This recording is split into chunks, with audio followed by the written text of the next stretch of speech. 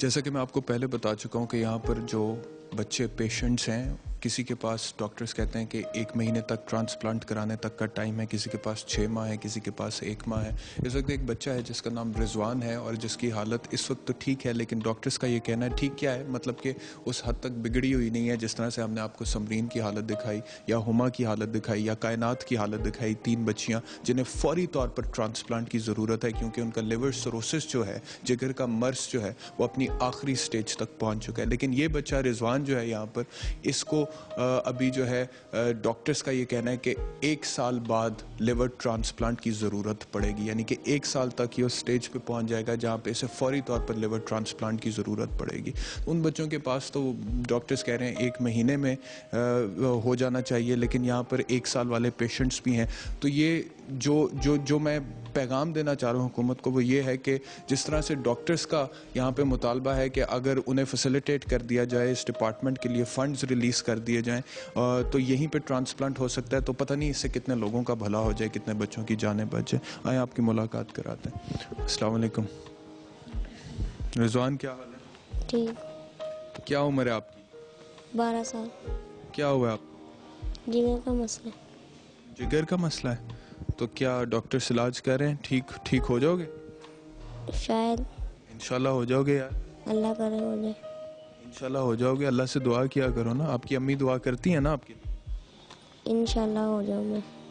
तो पढ़ते हो? जी। किस क्लास में पढ़ते हो? 4 में।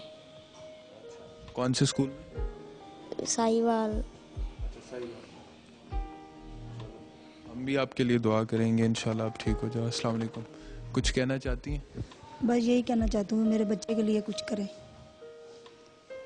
मैं किसने करना है आपके बच्चे? गवर्नमेंट से ही यही दरख्वास्त है कि मेरे बच्चे के लिए कुछ करें। मैं इतनी मेरे ना इतने वसाइल नहीं है कि मैं अपने बच्चे के लिए कुछ खुद कर सकूं। मेरा किराए का मकान है, मेरा मियाँ रिक्शा चलाते हैं, वो भी किसी का है। तो मेरे 6 बच्चे हैं, यही बड़ा बेटा है, यही है जो भी है मेरे लिए। मेरे बच्चे के लिए कुछ करें, बस यही कहना चाहते हैं। डॉक्टर्स ने क्या बताया कि मैंने कहा है कि ये दवाई खाता रहेगा तो ठीक रहेगा, लेकिन किसी वक्त दवाई की वजह से भी गफलत हो जाती है, नहीं मिलती या हमसे खरीदी नहीं जाती, तो फिर ये यहीं आ जाता है दोबारा। जब दवाई खाता रहता है तो बिल्कुल नॉर्मल रहता है, कोई मसला ही नहीं होता। बस दवाई की मसले की वजह से यहाँ से हम दोबारा आ जाता है, ये ब्लीड होनी शुरू हो जाती है इसको। फिर बिल्कुल ही इसको अब 30 बोतलें लगी हैं इसको ब्लड की। 30 बोतलें लगी हैं, वाइट रेड गुलाबी मिक्स करके लगाया है इन्होंने।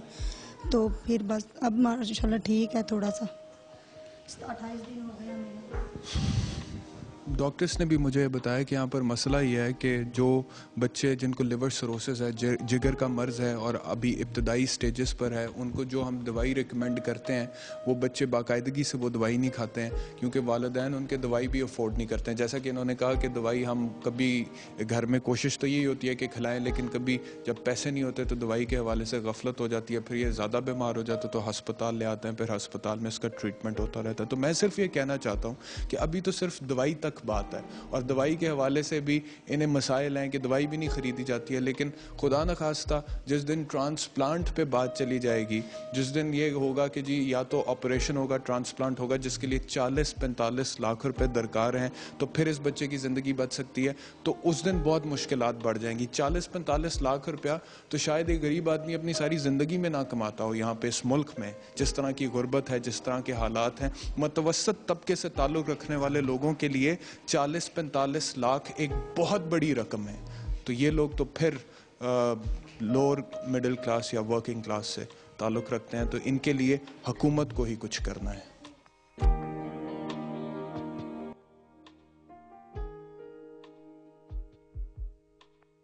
एक रोज़ का अंडा खिलाना भी अफोर्ड नहीं करते मैल नरिश बच्चे जो हमारे पास आते हैं। दवाई तो बड़ी महंगी चीज़ है पाकिस्तान में।